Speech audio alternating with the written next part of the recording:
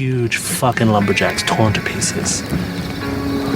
After a healthy donation from the company, they paid off the widows, closed up shop, and the police ruled it as a poisoning from tainted meat.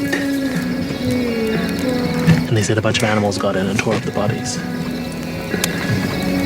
One of the policemen said he saw a guy watching in the woods with a mask.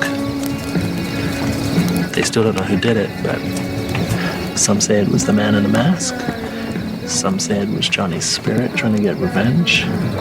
Some say it was both.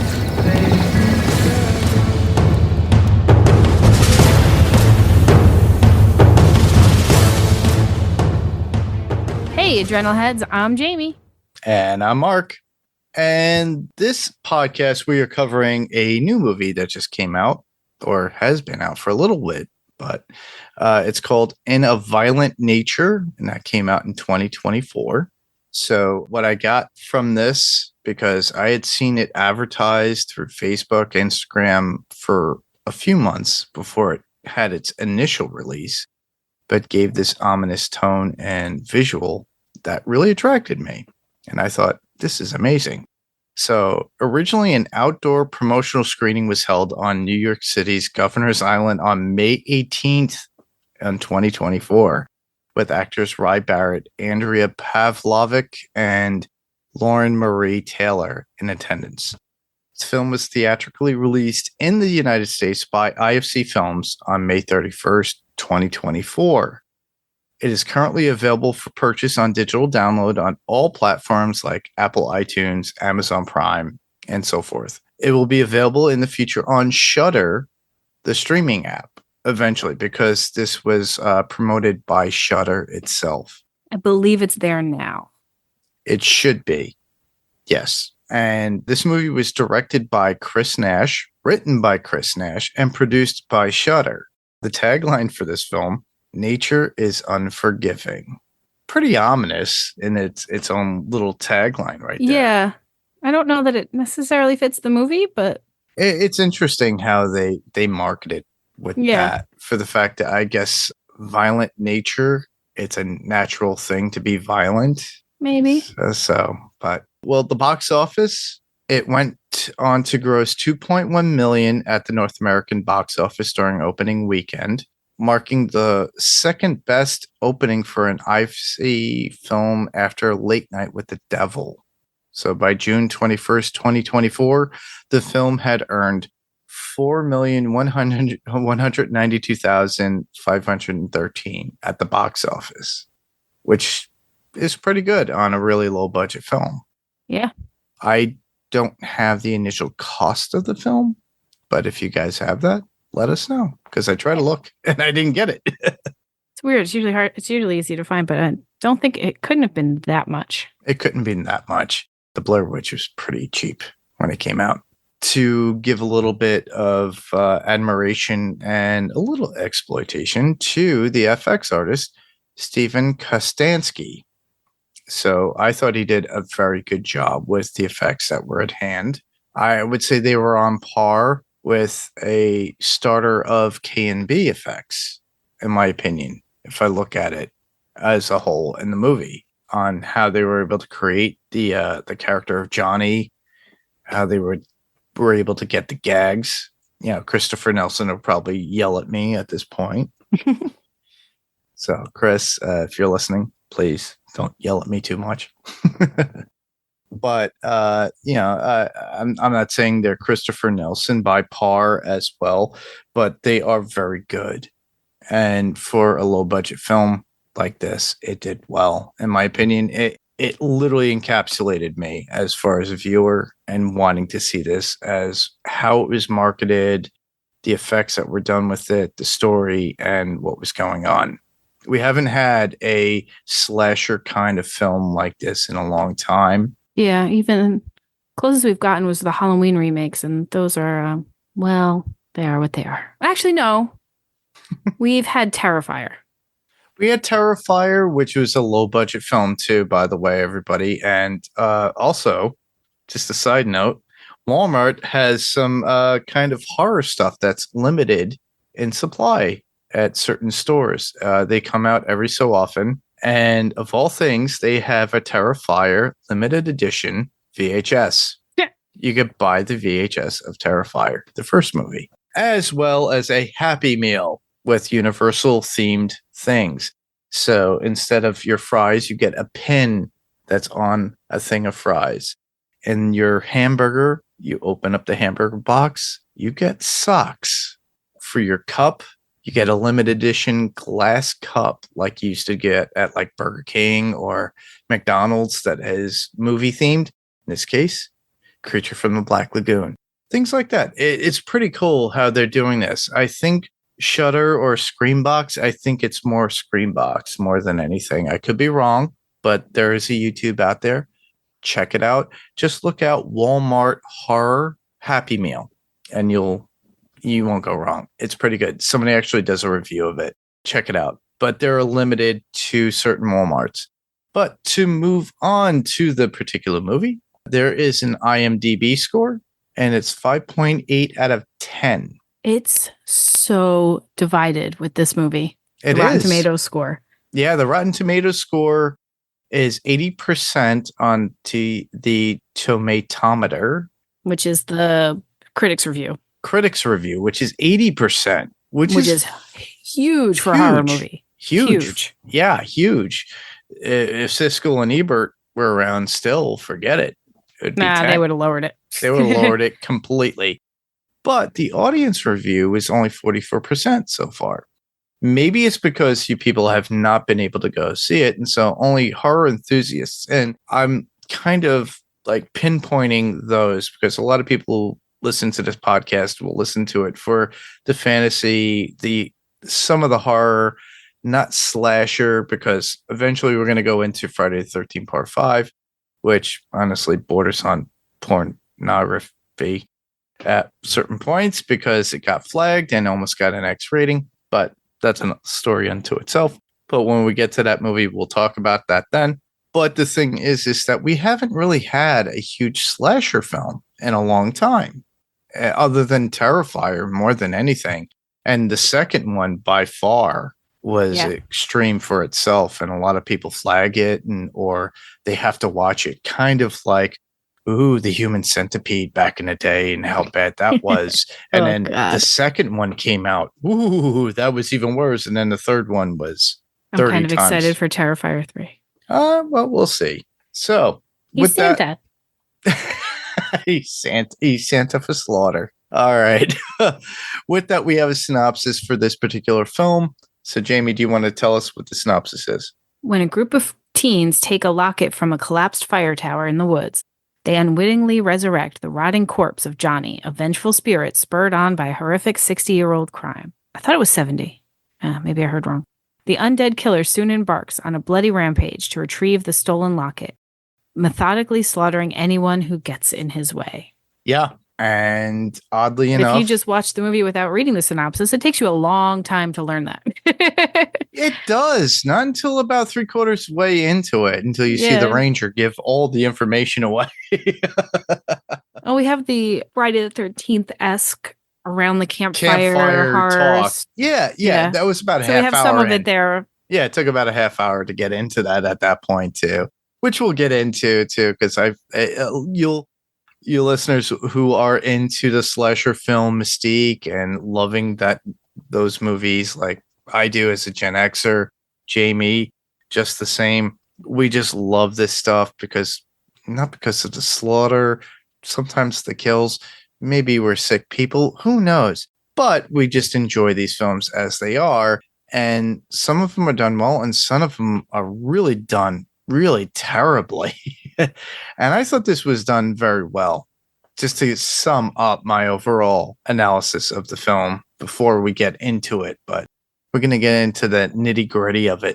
So with that, we're going to move right along as we always do within this podcast. And we're going to go into people we may know within the film. So these are the actors and actresses that are in there. And we'll move right along into the first one. Jayme, who's the first one? The first one is Ryan Barrett, Johnny. Ryan Barrett is a Toronto-based actor originally from Guelph, Ontario. Yep. Ryan began his acting career while making a micro-budget horror film in 2002 with his friends just for fun. The film ended up being distributed worldwide through Lionsgate, Alliance, Atlas. He can be seen in other films like Drownsman 2014, The Demolisher 2015, The Heretics 2017, and Open Your Eyes 2001, and Open Your Eyes 2001. Yep. 2021. Or 2021, yeah. Sorry. Yeah. Next up would be Charlotte Cregan, who plays Aurora. Charlotte Cregan is known for In a Violent Nature, obviously, with this particular film. So Much Tenderness in 2022 and Cruel Intentions 2024. Now I'm curious, is that Cruel Intentions that we know as a remake of Sarah Michelle Gellar and other people? Now I'm curious too. Yeah. It says Paramount and Amazon Prime. We'll find out. Next up. Andrea Pavlovic. Yep. Chris. A Serbian-Canadian actress known for In a Violent Nature, this movie, Cruel Intentions 2004 also, and I'm going to guess it's not a remake, and Rogue Elements, a Ryan Drake story. She is trained at the York Acting Conservancy where she went forward to build a varied screen career. Apparently a regular cast of regulars, so it must be under the same film trope that they're pulling from. Yeah, it's got to be linked. So now I'm going to look it up. Yeah. So you listeners, look it up. Check it out. Next up would be Lee Rose Stastianis, and they play Brody, fairly new to cinema. Her previous works will be The Straight Ball in 2022, The Jokes 2023, and The All Golden. Leon Troy, born and raised in Barre, Ontario. Since his theater days in school, starring as Kleinman in Death, Peter Pan in Peter and the Starcatcher, Betty in Cloud 9, and Bob Cratchit in A Christmas Carol. Liam has found his home in front of the camera. And next up would be Cameron Love, who played Colt. Cameron Love is known for In a Violent Nature, obviously 2024. Spider-Man, Final Swing, and If I Should Die in 2020, which would be a fan film, everybody. Kind of one of those direct-to-YouTubes. So you could tell these actors are starting out. So obviously they are mostly predominant in the Canadian community, which is pretty good. You know, we have a lot of great Canadian actors out there in this world. Yeah. Ryan Reynolds. Yeah. William Shatner. But they don't work for a movie of this budget. No. All right. Lauren Marie Taylor, who played The Woman, is an American film and television actress. She is regarded as a scream queen for her roles in several horror movies. This is finally a name I know. Friday the 13th, Part 2. Vicky in Girls Night Out, a 1982 movie. Friday the 13th, 9 Lives, 2020 fan film as Vicky, and All Hallows Eve Trickster, 2023. Yep. So if you look up her name, guess what? You can find Friday the 13th. I may or may not have met her. I may or may not have met her as well. You can see everybody. We go to cons. Yep. Next up, Reese Presley, and he plays the Ranger, and he's a Canadian actor and motion capture performer known for, obviously, this particular film. Sundance, Shudder, IFC Films, Psycho Gorman. So that came out in 2020, Psycho Gorman. So a lot of people are alumni of the Psycho Gorman film from 2020, which was in high regard. So this is where it comes from. And I highly recommend that movie too. If you really like those types of movies like I do and Jayme does, go watch it. It's pretty cool. Shudder, Amazon, and Amazon Prime. And Can I Get a Witness? So after moving to Toronto, he has worked steadily in film, television, and on stage. He can be seen in movies like Holy Hell in 2015, Psycho Gorman, as I mentioned, in 2020, Rev in 2020, and Isthmus in 2021. Timothy Pell McCarthy is Aaron, is a Toronto-based actor best known for his rugged on-screen presence, humorous, timely reactions, and contemplative. There we go. I found it. Melancholy despondency. Man, they used the thesaurus for that one. He can be seen in movies like Art of Obsession, 2017, The Taste of Blood, 2021, and also in Psycho Gorman in 2020. Yeah. So as you could tell, this is a lower budget film, mostly based in Canada, but honestly done very well. And it really caught my eye and my thoughts when I saw it being advertised. So whoever is really in charge of promotion for this particular film, they did their job through Instagram, Facebook, YouTube, everything. So I'm looking for a little bit of accolades eventually for this particular film for being not as innovative, but bringing the slasher culture back, in my opinion, because I think it's something that we've lost out. Because if a lot of you don't know, the Crystal Lake show that was supposed to be on Peacock, Yeah, it's pretty much dead in the water. it's pretty much on hold or dead in the water at this point. We had so many people apply to it. They wanted it. It's like a lot of stuff comes through YouTube saying it's going to resurface. It's at a 50-50 at this point. So, but for now, we got this kind of movie. And hopefully we could get a Friday the 13th movie coming. But we will not hold our breath. I know there's a greater world thing that some of the original creators of Friday the 13th are doing, but because the movie's rights are still really, really legally weird. Yeah, Sean Cunningham and another person are still at odds at this I was point. trying to think of the other person's name. Same here. But right now, it also goes to like within litigation with the video game that came out years ago. So if you guys still have it on PlayStation 4 or Xbox, like I do, you could still play it. But you know, it's one of those things that I look forward to for it to come back. I'm hoping they could revitalize it, come to some sort of decision, and then bring it back to us, because we all wanted that. And then as soon as I saw the whole Peacock show, I was looking forward to it. I was looking forward to it too. Yeah. All right. Well, Jayme, I already gave my general thoughts on the movie. It was something that I liked after I had seen all the promotion and finally was able to watch it. Gave me the feels of Friday the 13th, Texas Chainsaw Massacre. Gave an overall story, little elongated to get there, and a lot of walking. Yeah, but I kind of like the walk because the whole point is it's POV of the killer. Yes. Which was a really cool, unique take. Yeah, it was a unique take, and that's really what sucked me into it. I did not think it would be exclusive to no music. I thought of it as almost like a video game because the way you look behind the killer's back. And we had a movie years ago, which I can't recall the name. So please, people, don't be screaming at your phone as you're driving at me. It could have been like Hard Harry or something like that. But it was a movie that was in a first person video game style of playing a video game, and it was more action packed and everything. This gave me that feeling of that way when I first saw it advertised, and I thought, oh my goodness, this is original. And that's the reason why I was attracted to it.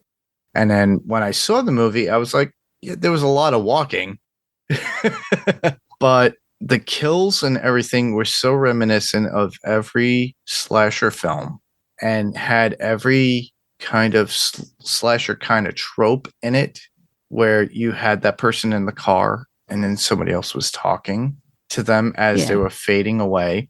You had that moment of you didn't know the kill was going to happen, or you see it from a distance shot, or you see something reminiscent of a movie that you admired since you were a kid that liked that slasher film. So there's a lot of things within the film that I enjoyed as a viewer.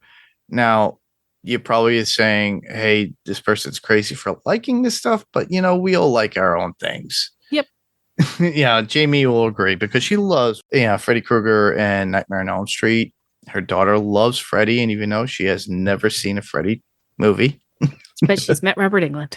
And yet she still has met Robert England too. I envy Alice because Alice got to meet Robert England long before I did, and I've yet to meet the man. No, he's going to be in Jersey on the 1st of August.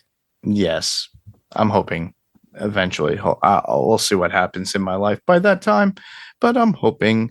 But there's always other conventions, but I'm not. I really need to get to a convention again. It's been so long. It's been over a year. Yeah, I think the last one was Fan Expo, right? Fan Expo Philly last year, 2023. Everybody, we was there together. Yeah, I'm a little po right now, as I say. Conventions are not cheap. Conventions are not cheap, so I'm struggling. But the thing is that I look forward to, and that is the next on my list to actually get to. As well as I keep saying this every year to Jamie, we should really go to Camp Crystal Lake. Yep. I'm on their email list. I get text messages from them a couple times a week. Same here. But eventually we'll get there. It's not going anywhere. They will still be continuing to do the tours. So if you guys are interested, let us know.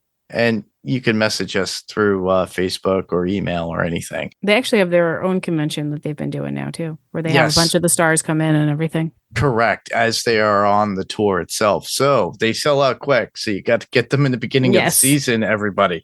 Keep that in mind. That's not a plug, but it's a cheap plug for them. So we'll let you know at the very end. And I'll actually look that up as Jamie's talking at a certain point, and I'll mute myself.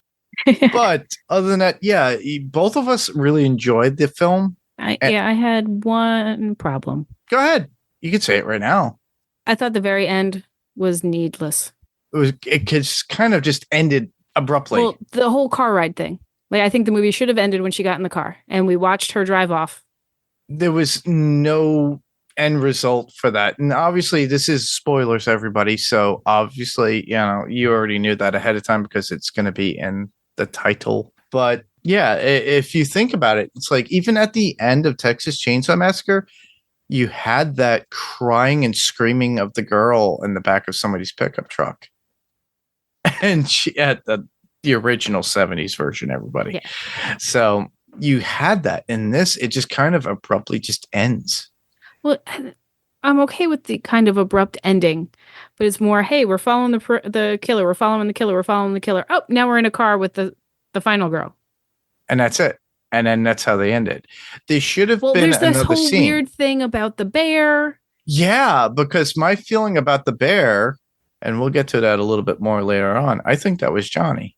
It was that person's version of what happened to their husband, and it could have been Johnny. It's just that he thought of it as a bear. Or Johnny or they're making some link to within nature, and humans are part of nature. There is this rogue, Jaws rogue man-eater, leaving a trail of destruction behind them. Yeah. Thing. Like, that was what I thought. They're trying to make a nature versus a reality of what was going on. Maybe they lost their mark at that point as far as like the story, and it went over our heads. Yeah, maybe we're just not artsy-fartsy smart enough to make the connection. Well, if the writers, producers, or directors really want to get in touch with us, let us know. I'm honestly, I'm more than willing to have a discussion about it and let them elaborate on it. But honestly, if I had to rate this movie as if I was watching this in the theater first and foremost, now mind you, I watched the movie twice. I didn't watch it 3 times. I didn't get a chance to. So my thought after twice viewing, first time, highly impressed. Second time, I watched it in the scrutiny of as being a podcaster and somebody who's looking for the things that I like, what I reference, and what I liked, what I reference, and where the story was going. That's where it just lost me. So if you guys want to come on, you're more than welcome.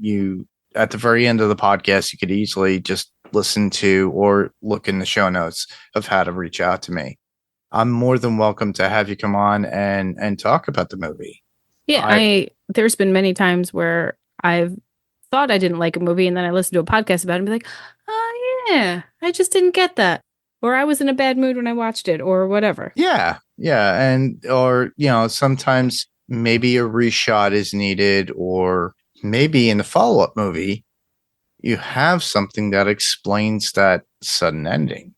Yeah, there was a lot I liked about this movie, which we can get into like our favorite stuff. Yeah, well, that's It what was we're just going to move that- right into right now. So Yeah, it was just that ending. Like I feel like it should have stopped when she got into the car and he watched the car speed away. yeah, it could have just left off at that. That's where it should have ended. It's not like where. Well, the end of the Texas Chainsaw Massacre, you do see Leatherface with the chainsaw, and he does the whole thing, does his little dance, and as she's driving away, iconic. Texas Chainsaw 3, they do that. He does the salute with the chainsaw itself. Yeah, we could have had him like holding the hooks up as we panned out. Correct. Yeah.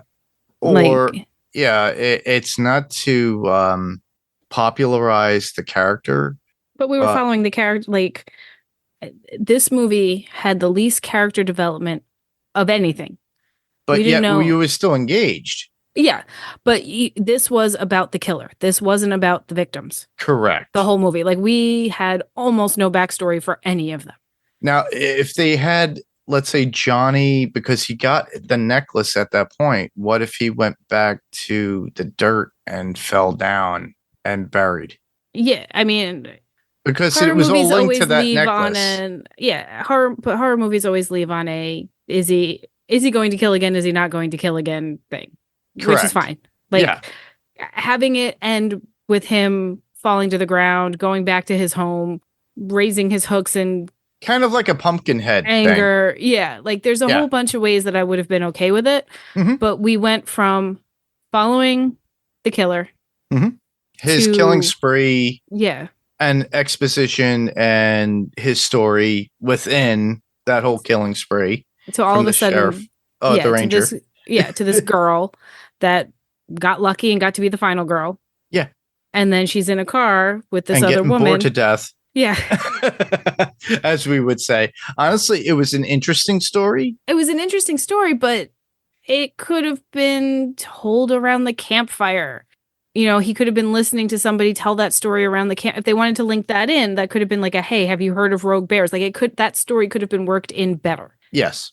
It's just the way it was done. That was the only thing lacking to me in any it was that ambiguous left to your own world at that point. And a lot of people need finality. And this is not in any way extreme criticism to the writer, but you have to realize people look at things at face value, and you have to look at Zennials and how they look at things too, because they're like, well, you didn't explain much. I'm a Gen Xer, and I'm like at this, and Jayme as well. So we're like, what the fuck? But not, and we're not saying this is like, this movie is bad. There's a lot. It's like, I would say, the first 95 minutes of the film, you got me. Yeah. And the last 5% were like, I just felt like it didn't need to be there. It didn't make sense to the tone of the film. Yeah.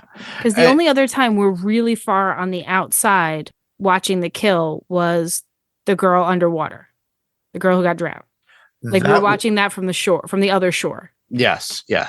We're not down with the killer. And I mean, but that was very creative. And I enjoyed that. I was down with that. And it wasn't until I was thinking about it later. I'm like, that's the only kill we weren't 100% watching. Yeah. We were literally watching it from a distance. Yeah. And it wasn't from his POV. Which, I think was most likely a budgetary reason, which I get. Yeah. Because underwater work is expensive at that point. But I also saw this as an homage to Friday the 13th. Yep. It was very, very Friday the 13th. Episode 3. And the 2009 remake. And the 2009 remake. So the fact that you see somebody in the water and they, all you see is glug glug, pull down, come back, scream again, glug glug, scream, and then the body just slowly rise up. Great acting from the actress. in the actor. For her death scene, yes. For her death scene. It was amazing.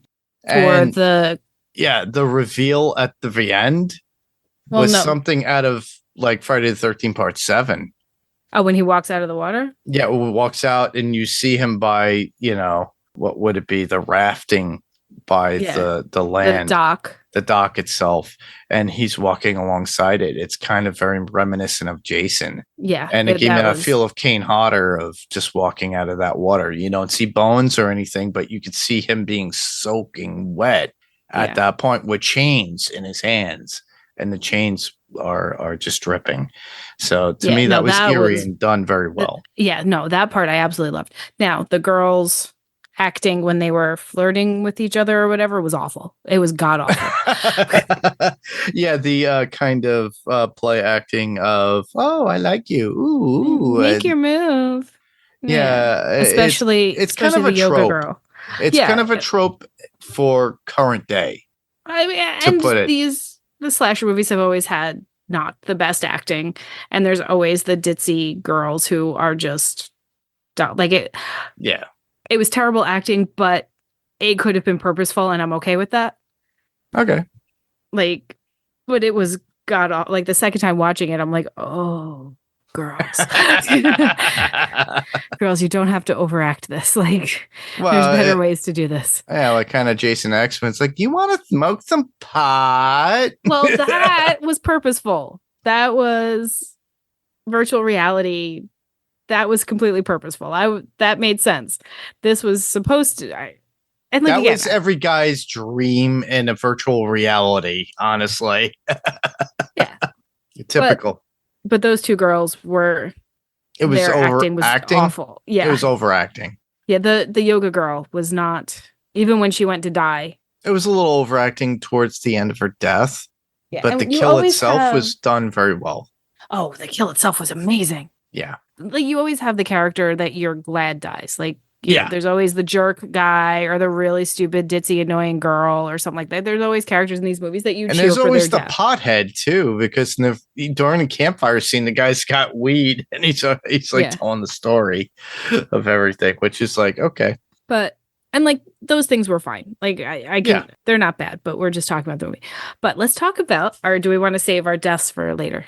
Our top kills, I would say we'll save that towards the end. So that way we could figure it out. But yeah, the yoga girl, the reason I wanted her dead was because her acting was terrible.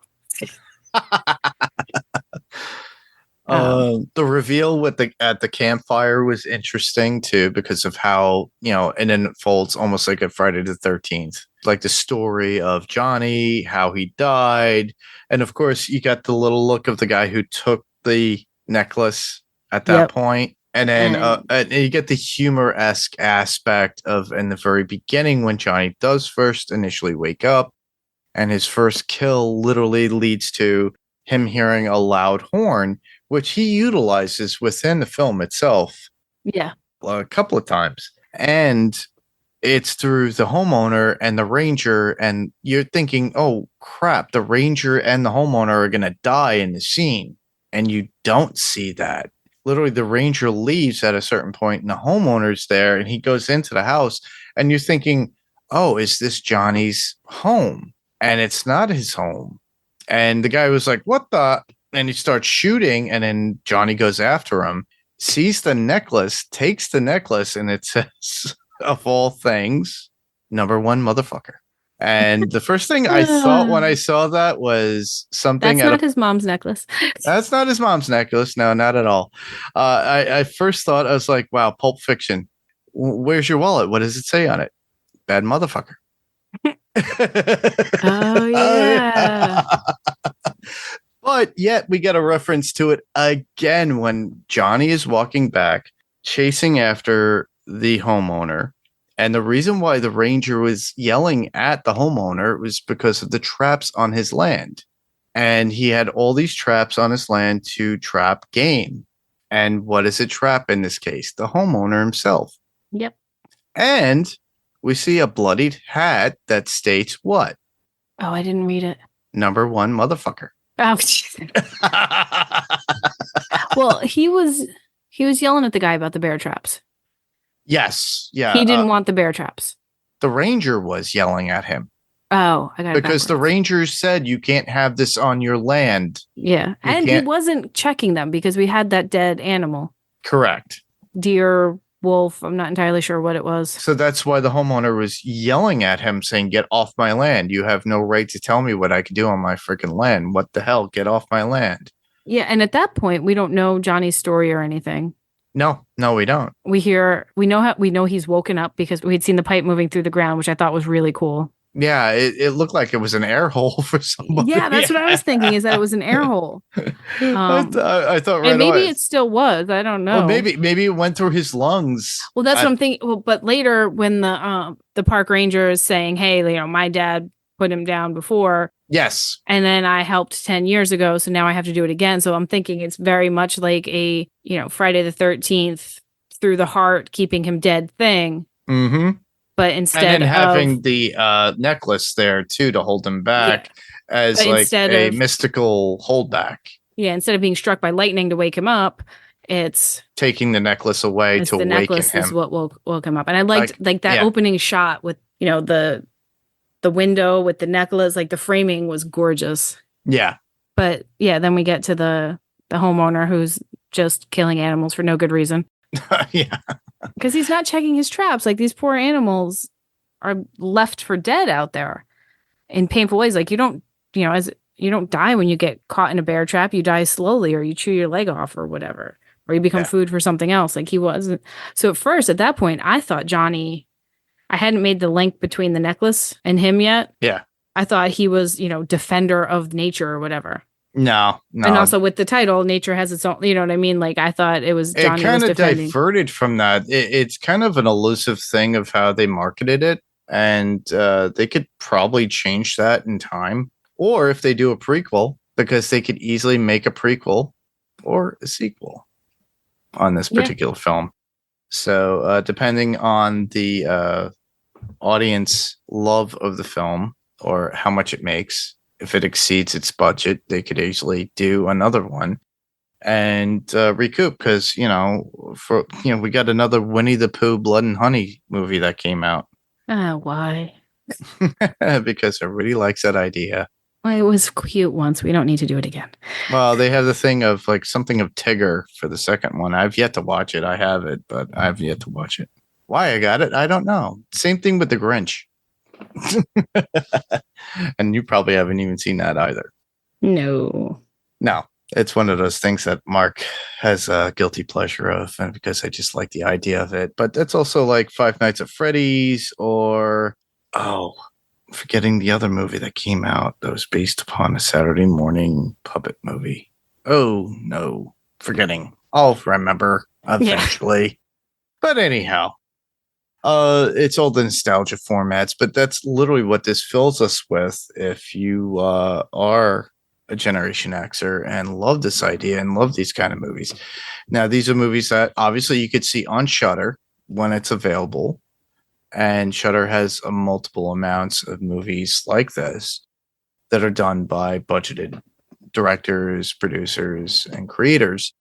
And some of them are just amazing. Like this one, I thought 95% potential, except for that turn one. it off once the girl gets in the car. Yeah. And you'll be very happy. A little minor editing, but that's just our thoughts. Please don't hold it against us. And it's gorgeous. Like where they filmed it is stunning. Yes. Absolutely stunning. And the Foley work Ontario, was amazing. Yeah. The Foley work was amazing because that is what. And the special effects are really good. Oh, the special effects are amazing too, especially that tree splitter, the log splitter scene with the ranger and what he does with them, with the hand, and then the neck. Thought we were not talking about kills yet. Not yet, but let's talk about Johnny's mask. Very similar to way Jason would pick up a mask by Friday 3. Yeah, just happened upon. He drags the body into. It was a logging. It felt like a logging museum. Yes. And we did have some music at that point that was sounding like a dying disc man. And I'm not sure if that's just how Johnny hears things or what. Like, it was creepy. I liked it. It added a creepy vibe. I liked the way that they did it. Yeah. It was probably one of the few times we do get any sort of music reference within the movie itself. Yeah. But yeah, then he comes across the mask. Yeah. But It's we like, do ooh. get to see his face at a certain point, too. I liked that scene. It kind of gave me the feels of Jason at a certain point. Oh, it was, I mean, he's got huge Jason vibes, like Yeah. special boy who, this one wasn't neglect, he was picked on. Mm. And accidental, but again, an accidental death at a young age from a special boy, and then revenge by the parent. Yes. Yeah, Which, it's Jason's story. yeah, literally. Which is fine. Like, Which is fine. It's a different take on it, but did well in a sense where it engaged you and you liked it. yeah. And yeah, there are those comparisons. There is pretty much, a parallel of what we get from Jason and Johnny. But that is what intrigues us. And honestly, with not having a Friday the 13th film in so long, Or possibly ever again. we have something in the near future where we could have something else. And these producers and directors and writers could capitalize. Yeah. I know, but I love the mask. I loved his look. Yeah. And when we did see him, when he was playing with that little car. Yes. I loved that. I thought that was really sweet. That like I said, there's not a lot of development of the victims, which you don't want. That's not the point of this movie. But it gives the human element of the actual slasher itself, or Johnny itself. Yeah. Because you can see where he's at. He's angry at everything because he wants that necklace. There's no also, mommy, or mommy beckoning him. Yeah, exactly. So he's out there, and his literally charge for this is literally to get that necklace back. Yeah, but it was really sweet when he saw that car, that little toy car attached to the keychain. Yeah. And he drops his axe and he picks up the toy car and he just sits behind the tree and he's like playing with it and having fun, and then just, being the kid he didn't get to finish being. Yeah. And he remembered that the bad people give him toys. So when he heard that guy come up, crushes that toy. Yeah, yeah. And then back to work. Yeah. Yeah. Like, oh yeah, the world sucks. Let me go clean it. We actually spoke of the Ranger, and you actually mentioned about how his father was involved with getting rid of Johnny originally, as well as the Ranger himself. Yeah, Ranger helped 10 years ago when he woke up again. I forgot why he woke up 10 years ago. They didn't really mention why. It's probably the same situation. It has to be the necklace, otherwise how would they know about the necklace? Correct. And he actually knew everything about that necklace and what to do, and how hard it was at that point to stop Johnny and trap him. So it was him putting that pipe through him, I guess. Yeah. And he mentioned his father, the Ranger mentioned his father, involved in stopping Johnny. Now, is the Ranger's father still alive? I don't think so, because that was, the summary said 60 years ago. I thought I heard they said the massacre was 70 years ago, but I don't always hear very well. Yeah, but that Ranger would not have been alive 70 years ago, so. No, but it's more likely his grandfather. Well, if his dad was a kid. He said his dad. So if his dad was a kid, because my dad's in his 80s, so. Same here. My mom. Yeah.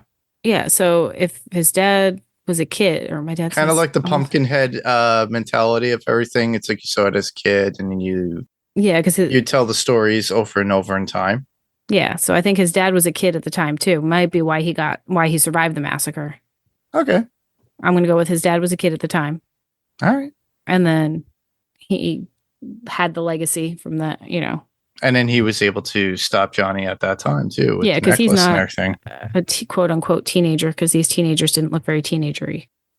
No, they never did. They were definitely in their 20s, but that's okay. And that's like a 90210 aspect. They're really not teenagers, except for Shannon Doherty, and rest in peace to Shannon. Oh, that was so sad. It was so sad. But yeah, I liked the story of Johnny. I liked the little bit we got from the park ranger verifying the campfire story. Like, I thought the backstory, the way they did it was really well done. I really like how we got little bits and pieces of things. I tried listening to the news report a little more at the very beginning, and a couple things stuck out, but I didn't write them down. Like, I was trying to make the connection with it. I think that I needed to watch it a third time to make that connection, but I didn't have time for that. Yeah, it's fine. But I really liked the killer POV and hearing the stories, bits and pieces, and getting the little bit, following the killer and getting the little bit of stuff of everybody. Like, instead of following the people around and being like, oh, let's go have sex. Oh, let's go do this. Like, I'd honestly rather watch somebody walk through a gorgeous woods than having people randomly having sex on screen. And being stupid ditzy. And like, I liked this. I'd rather the stalkerish imposition of the killer's mind than watching two people randomly have sex in the woods. Yeah. Yeah. Yeah. I like, unless they're getting thrown around in their sleeping bag against a tree. Yeah. Trying, this forced conversations that to give us this backstory that doesn't really matter because we don't necessarily care about these people. And this proves it. Like, we don't care about the victims. No, we don't. We barely know their names. We're pretty much looking at through the viewpoint of the killer, but only getting certain parts of the story from these people as through campfire stories, the ranger, and everything else. When he goes back to the house, and oh my God, this cracked me up when they're like, hey, these people are missing and dead, and probably, these two are dead. These four are missing. Like, we have to go to the police. And the one guy's like, no, there's a whole bunch of reasons why this could be true. Like, we're still getting all of the tropes of the horror movie. Yeah. But from the other side, we're getting it just enough of it. Like, I feel like if you're not a horror movie fan, you wouldn't. Well, of course, you're not going to like get this particular movie. Yeah, you wouldn't get it. Like, it doesn't make sense. So anybody coming in who's not already a horror fan, who already doesn't know these tropes and hasn't seen the movie from the other side, I don't think it'll make sense. But seeing it from this side where he's, where you hear, no, there's these are the reasons for it. It's all fine. No, it's not fine. It's not fine. Listen to the smart girl and go to the police. Yeah, well, that was the whole point at the end with the pickup ride and everything else. And it just did not gel together, in my opinion. They did go to the ranger station. And the ranger station, like, all of that added to the movie. Like, I thought that was well done. Yeah. And it was like, with the ranger station thing, it kind of reminded me of Freddy versus Jason, where they're like, oh, in my hometown, this is what we had, and this is how we killed him, and we've got to get this together, and this is how we're going to do it. And I thought the ranger was going to save the day. Same here, but I love that he didn't. I love that he didn't either, for the fact it's like, oh, okay, we thought this guy's going to save the day, and he's the pretty boy, and he's going to make right, and literally he got executed literally almost similar to, I wouldn't say similar, but in the same vein as Texas Chainsaw Massacre 2, if you ever watched that, and how the MPAA slaughtered that movie for years, even before it came out. And to watch it to this day, it's still gruesome for the R rating that it did get. So if you guys do get to watch it, you see somebody peeled halfway, still alive at certain points. Certain kills that are done within it are amazing still, in the effects. So if you're into that kind of, I have to dress it up there with gore porn, but it was before Saw became gore porn. And the Texas Chainsaw Massacre was probably the first that got highly flagged amongst a lot of films. But there are uncut versions of that particular film. What they did to the ranger in this particular film, and the close-ups that we did get of the hand. Now, mind you, the arm, I knew right away that was a physical gag with the log splitter and how he took out the hand. Yeah. So that looked flat out fake, but convincing to me, and me as a fan of effects and everything else, going, yes, but the head was very realistic. And that goes on the charts to me, like almost like Texas Chainsaw Massacre Part 2, if you ever seen that. Now, it was done very well, and no music makes it even more eerie. And that's what really captivates me about this film, because it's what you don't hear. You just hear the crunching. Yeah. You hear the gooiness. Yeah. It's the realism of it. Now, mind you, would I ever want to be in this? No. Fuck no. But it's fun to watch. It's fun to watch and get out your anger, frustration in a visual point. Now, you're probably saying you need to tame yourself, but that's a good way to tame yourself in your aggressions and thoughts of anger and say, I did that. And I'll go have a coffee. But honestly, it was done very well, and I could appreciate the effects in it. And it was done very well. And a lot of people out there, if you watch Terrifier after this, or Terrifier 2, forget it. Lots of gore. Lots of gore, everybody. All right. I am done talking about the movie. If you want to move on to kills, unless you have anything else you want to talk about. We kind of talked to death about that whole bear talk at the very end and how it was not really needed. We kind of nipped that in the bud in the sense of like, yeah, it was a conversation that was too long, too much dialogue that went nowhere. They could have did something at the very end to alluded to something different and moved on. Put it in the news report, something. I don't know. It could have been done differently to connect it. It just felt, it was a jarring change from the rest of the movie. Yeah, that silence at the very end with the flies and everything else, and scenes of the lake in the wilderness, it kind of gave you that ambiguous ending of like, what? And that's it. It's just like, if a tree falls in the forest and nobody sees it, did it really happen? Is it the same situation in this, in a violent nature? If nobody actually saw it, did it really happen? Is that their thought? Writer, director, producer, please let us know. We don't understand the ending. Tell us why it's like that. Please. It's something we're not saying we hate the movie. We do enjoy what you gave us, 95% of it. It's just that 5%. And if there's something that maybe we're not smart enough to understand. Or maybe you want to give us that, director's cut, Blu-ray or DVD for free, and we'll review it. Anyhow, let's move on to favorite kills within the film. All right. I'm going to go from, I have a top 5, so I'm going to go 5 down. We're going to have the same ones. There were only 5 really good ones. Yeah, all right, go ahead. You start with your 5. The best one? Mm-hmm. The absolute best kill was Yoga Girl. Okay. Come on. I've not seen something like that before outside of a video game. It visually, effects-wise, I agree, but that's my number 3. Man, like that going through the stomach. I mean, it was a little dope. Of course, she was just standing there like, oh, what's happening? But that fit the character. Like, I liked that. And then a punch through the stomach, and then the hook in the face, and pulling her head through her body. I mean, I know it wouldn't actually work like that, but still, it looked so cool. And then panning out to like the gorgeous, serene environment, and then boink, throwing her off the edge.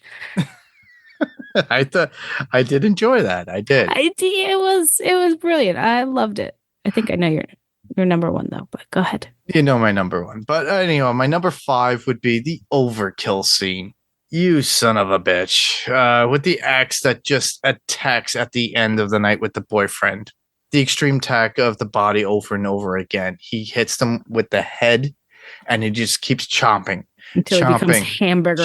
Until it becomes hamburger. And you're like, you hear the sloshing of the Foley stage. They must have pounded so many watermelons to get that sound of juicy wetness. And on top of that, the visual and how much blood packets, how much did you guys have to pour into that? To me, I'm like, wow, he just decimated that body.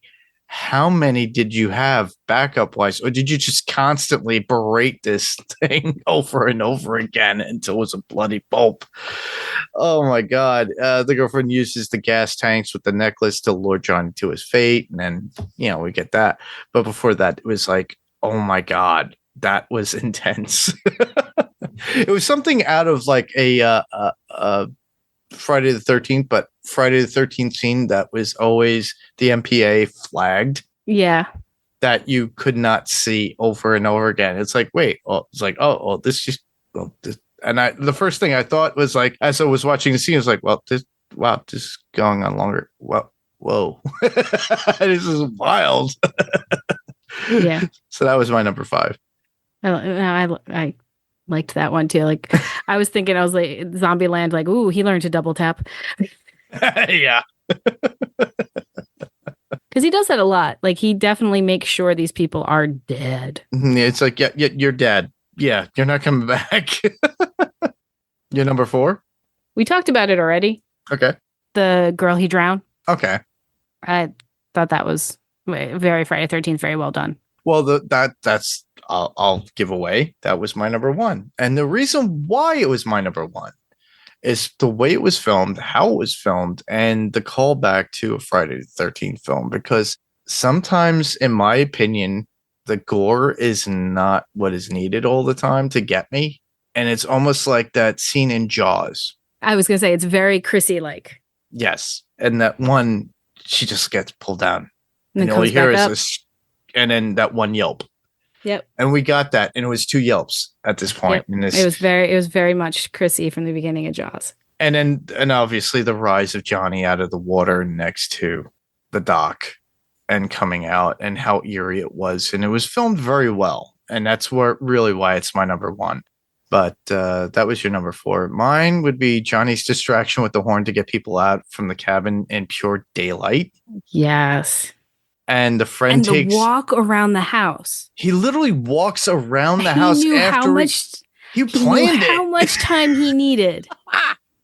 And he just did a loop around the house. And then that's also creepy because anybody in the house looking out from one of those windows and can be somebody like, did. Yes. Somebody did. And they saw him walking around going, and he was screaming out the window. Yes. That was what's so big time. Wow. And yeah. And when it helps his friend, but in the end, both die. Yeah. At the hands of Johnny, and the over the head shot with the drone, and you see the axe in the guy's head he's going after the other guy. We got the guy who's limping, and then Johnny. We think Johnny's dead. Oh, surprise! He's not. Surprise! Not surprised. Yeah, he's not dead, and he flings that axe. Man, he would clean up an axe throwing championship game. Oh yeah. But then he ends the other one. Now, mind you, it's kind of CGI'd. But he tortures that other guy. He tortures him, but then he takes the boulder and just slams it right on his head. And again, the Foley act, like the sound. Squish. Squish. Like that was. Oh. That was so cool. Yeah, those were my next kills. Like the axe and the boulder, because they go together. Yeah. Because they thought they were going to make it. They were going to get to the woods. No such luck. But the distance shot of as he's doing all this, them showing up with the quad, and the girlfriend frantically screaming, seeing everything. Oh my God! Oh my God! And the devastation. She's wearing a necklace. Yes, yeah, and then of course Johnny sights it and sees it. So you already said it, but my third would be the yoga scene. But you've already described it perfectly, in the sense the way it's like the head, he hooks her in the stomach, then gets hand right through the stomach. The hand through the stomach with the hook, and then pulls the hook through the stomach with the head to come through it. Like that was a unique kill. I gotta give him all the credit. And then he tosses the body off the cliff, but it doesn't go all the way down. It doesn't go all the way down. It was brilliant. It just slides and slips. I was like, I'm sure the director was like, well, that's good enough. And it does. We've only got one shot for this. And well, the fact is, it does make a point, and it gives a bit of realism. What were the odds? In any other slasher film, the body was hidden, or it's like in Yellow Jackets, WTF, podcast, because Yellow Jackets, WTF, as they covered Yellow Jackets on Showtime. When somebody knocks somebody off a cliff, she disappears. She goes back to look for the body. It ain't there. Yeah. Yeah, it's one of those. But in this case, the body's going to be there. It's halfway down to reach the bottom. Yeah. Sorry to be a little bit more gruesome, but in this case, reality bites. And I'm not trying to coin a phrase from an 80s movie, everybody. Where are you on? Your number 2 or number 1? I think I don't know. We're all mixed up on it, but. Well, the other one I have, my number 2 would be the homeowner with the wrong necklace. Yeah. Yeah. I thought that was a little bit ironic, the fact that he just comes in the homeowner's like taken off guard because he's got a shotgun thinking it's like the ranger and he's ready to shoot the ranger. Yeah. But it's like at this point, it's just like, who the are you? Yep. And he starts shooting and it's like, oh, damn. And then Johnny attacks him and then he follows him out to the path. And then, of course, the homeowner winds up falling into one of his own traps, ironically. And deserved it. Well deserved. But it gave me vibes of Kill Bill with the pussy wagon keychain. Yeah. I think they just proved to us that this guy was just a douchebag. He's a big dick. Yeah. Probably doesn't have a big dick, but he is a big dick. And I already said my number one which was the underwater kill. So the only one we left out was the log splitter. Yeah, like I did enjoy that, and we kind of talked about that in Rivers, but that's probably your number one at that point. Yeah, I saw that one going through, and I'm like, oh, that's gonna be cool. Yeah. I've not seen a lot, like, because it was a unique kill. I'm like, I've not seen a log splitter kill before. I've used log splitters. I know that wouldn't work, but it's still really fun to watch. It is fun to watch. It's probably not realistic unless you wound the person completely to the point where they can't even crawl away. Well, that's what he did. He did body parts. Yeah, but I'm just saying incapacitate them to the point where they can't crawl away. And that's exactly what he did, and that's why it worked for this one. Yeah. I thought it was pretty cool. And that he was like, I am not, I've let people survive the last time that these murders happened, and nobody, sorry, Rangers family, you're not going to survive anymore. Your line is done. I win. Like Michael Myers finally getting Laurie Strode. Oh, God. Which version? Like I said, it's like that. All right. Well, that seems to be our coverage so far of the episode, but we're going to end it as always with interesting facts or unknown facts about the movie, which is In a Violent Nature from 2024. Now, I only was able to get maybe a couple of things that were that I could find online, but Jayme, do you want to start us with the first one? In a 2024 interview with Points of Reviews, Chris Nash spoke about the reason for doing a substantial reshoot. I would say that we reshot 70% of the film. That number fluctuates depending on my mood, but it's around 70%. We did 4 weeks of shooting in a completely different location with a different lead actor who succumbed to a medical problem a week and a half into the production. So we had to replace our main Monster Man actor. What's sad? He's in a costume in the entire film, so I thought if we could find somebody about the same size, build, roughly, then we could get away with making the change. But there are so many important things about the performance, how they carry themselves, the gait of their walk, the weight of their footfalls. All of that mattered so much. We only realized how much that mattered once we did a rough assembly of those first 4 weeks, and we could see a stark difference. They're almost imperceptible until you realize that this is really the entire movie. It's just watching someone walk and move and studying their behavior. But that was only one of the reasons we felt it necessary to pick up the production and start again completely. Another, perhaps more selfish reason was that I always envisioned this to be shot in Northern Ontario. Using that wilderness, where I'm from, and it's where we were initially shooting, didn't have the same feeling. The trees didn't feel the same. Everything felt different and too uncanny for what I wanted. Having the opportunity to reshoot, I was adamant with my producing partners that I would love to return to my hometown and call in every favor I could from every friend and family member. It's not like we had the same budget to work with to get it all done, and luckily a lot of our crew stuck with us. A lot of our actors stuck with us, and we managed to pull it together. There's one shot from the original film. It's a 5 or 6 second shot that was included, and it's the most expensive shot in the film by far. Well, let us know. And I said it, like, it was gorgeous scenery. It was absolutely stunning. Yeah. You could tell Ontario is definitely beautiful to film in. Yeah. All right. The last one we have would be filming began in central Ontario, Canada, near the Kawartha Lakes area before moving to Algoma District in Ontario in 2021.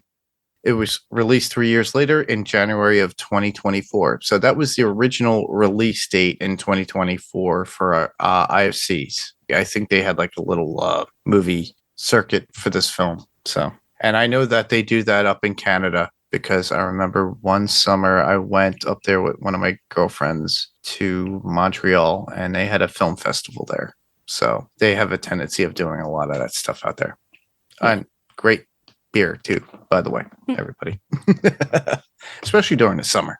Anywho, so I have no quotes on this particular film. It wasn't very much quotable in my opinion. I have one or two. Okay, go ahead. When we get to the campsite, it's the guys were being guys. We get it. Your dicks are fucking huge and you're not compensating for anything. That's the girls, everybody. Yeah. And then, it's too late now. He's going to come for all of us.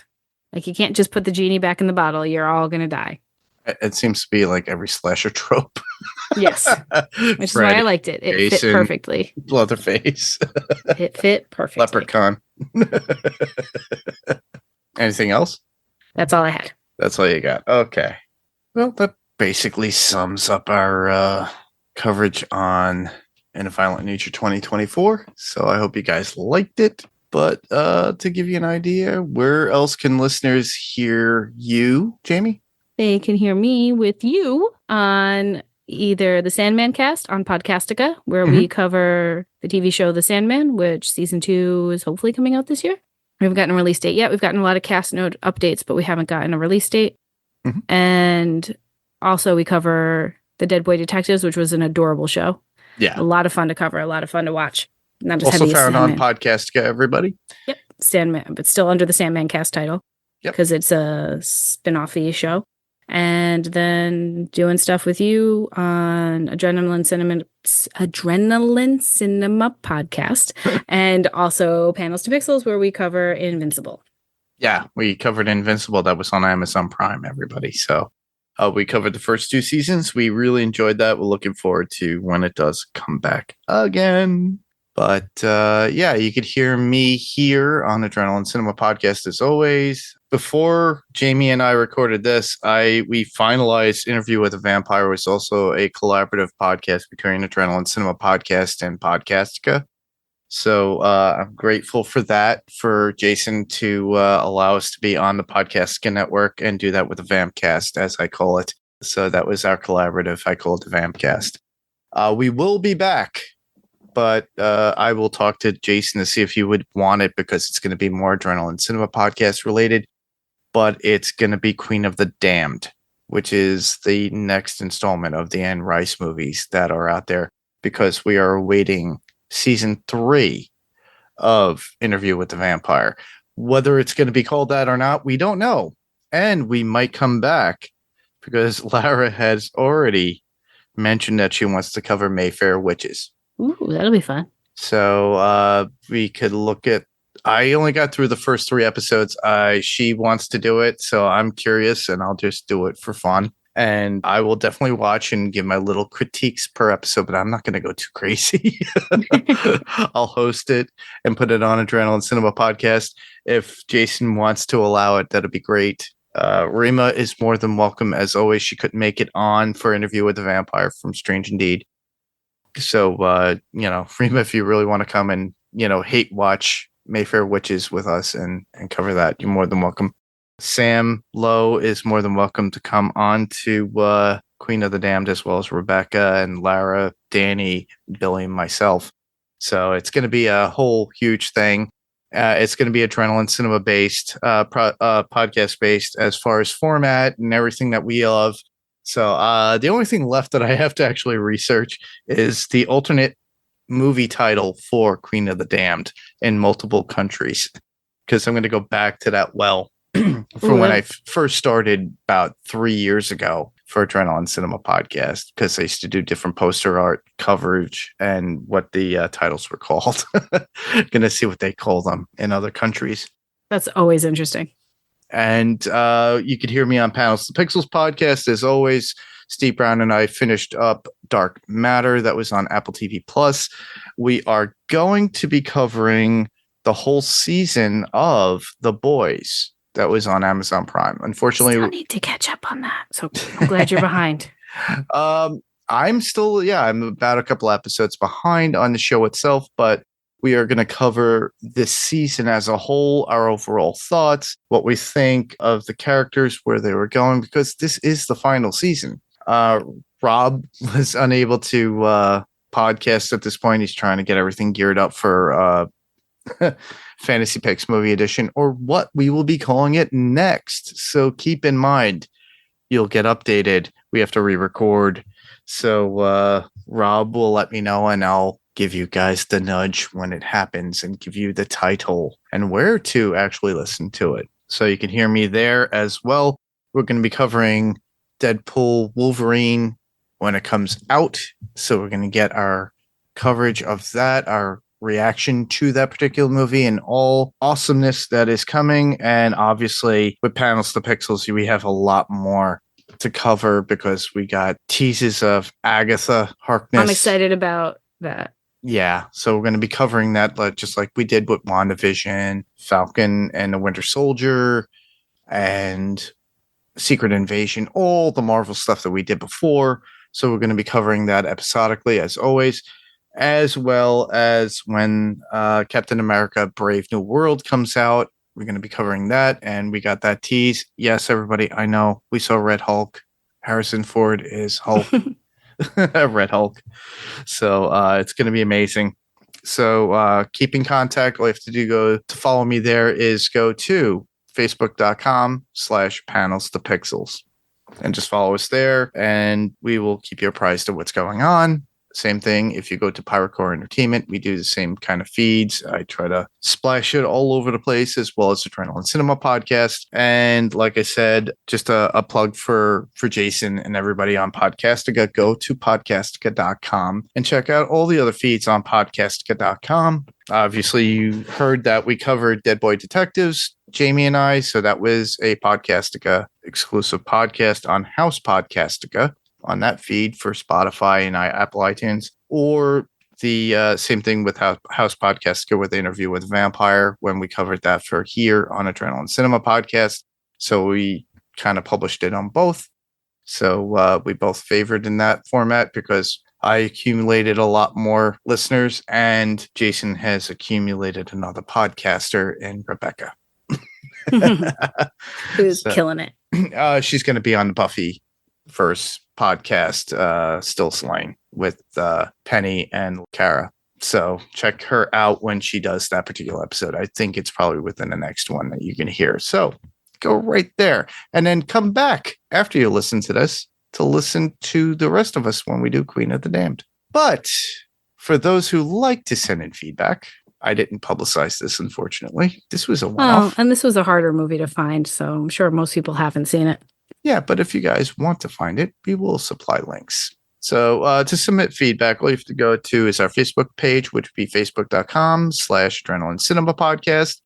There, when I do publicize everything, obviously you'll find an image of the topic that we're going to cover, give you a time and date when we're going to actually be recording. Sometimes. If not, you just see it when you see it and you've seen it. Sometimes life gets in the way. Yeah, it does. But honestly, all you have to do is, like, a lot of people right away, I love that film. No, I hated that film. Or, okay, I got to watch this film. So I'm going to send you that feedback. It doesn't matter. Sometimes feedback of, I haven't seen it, I'm interested now. Yeah. So send it in anyway later on, and we will read it or play it. So just do that. And if you want to send us that feedback, whether it be written, you can go to the Facebook page and put it in the actual comments of the image below. Send it through Messenger. I still get those, by the way. So I got those through Rebecca. She really liked it. All you have to do is email us too, as well. A written out email is fine. AdrenalineCinemaPodcast@gmail.com. If you don't feel like writing, all you have to do is record yourself. We have these cool, nifty devices like phones, iPads, even on your computer. A lot of people during the pandemic started getting microphones, headphones. Literally, all you have to do is record yourself and just send it as an attachment. We'll play it.